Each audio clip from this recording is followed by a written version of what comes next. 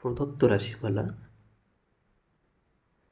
3 cot square 60 plus 1/4 cos square 30 plus 5 sin square 45 minus 4 cos square 60।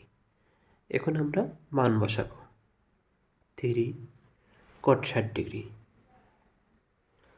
cot 60 মান হচ্ছে 1/√3।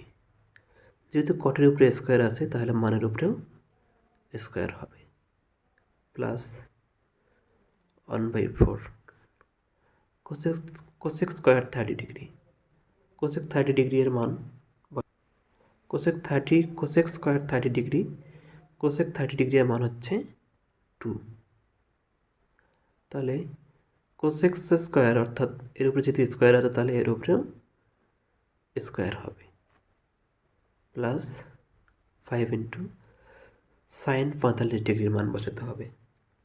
Sign 45 মান হচ্ছে 1/√2। সাইনের উপরে যদি স্কোয়ার আছে তাহলে মানের উপরেও স্কোয়ার হবে, মাইনাস 4 cos 60 cos 60 মান হচ্ছে হাফ বা 1/2। এর উপরে যেহেতু স্কোয়ার আছে তাহলে এর উপরেও স্কোয়ার হবে।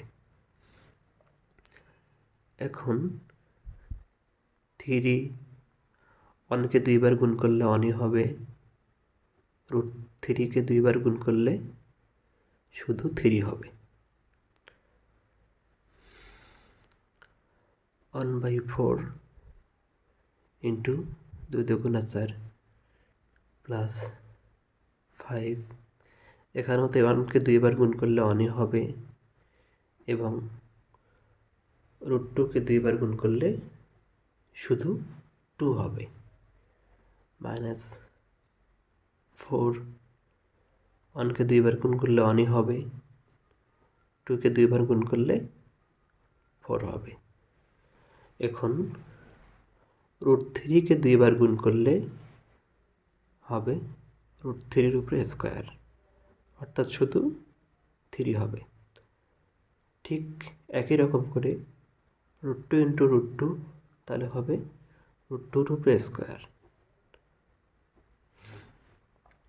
এখন এই সংখ্যাগুলি সবসময় উপরের সংখ্যার সাথে গুণ হবে, অর্থাৎ 3 এবং 1 গুণ করে কি হবে 3 হবে, 3/3 প্লাস 4 1-এর সাথে গুণ হবে তাহলে হবে 4/4 প্লাস 5 1-এর সাথে গুণ হবে তাহলে হবে 5/2।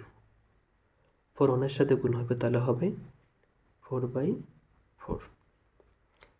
3 এবং 3 ভাগ করলে হবে 1, 4 এবং 4 ভাগ করলে হবে 1, 5/2। 4 এবং 4 ভাগ করলে হবে 1। এখন এখানে লসাগু করতে হবে। লসাগু হবে মনে মনে এর নিচে একটি 1, এর নিচে একটি 1 এবং এর নিচে একটি 1 ধরতে হবে। তাহলে 1 1 2 এবং 1-এর লসাগু হবে 2।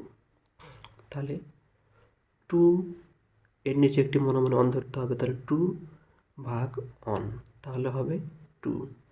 সেটার সাথে উপরের সংখ্যা 1-এর গুণ করলে হবে 2, তাহলে 2। ঠিক একই রকম করে এখানেও 2 হবে, প্লাস 2 আর 2 ভাগ করলে হবে 1, 1-এর সাথে 5 গুণ করলে হবে 5, তাহলে এখানে হবে 5। ঠিক একইভাবে এখানে এর নিচে একটা মনে মনে 1 ধরতে হবে, 2 ভাগ 1 তাহলে হবে 2 এবং 1 গুণ করলে হবে 2, 2। তাহলে এখন আমরা 2 2 4 এবং 5-এ 9 বিয়োগ 2 নিচে 2 তাহলে হবে 7/2 আনসার।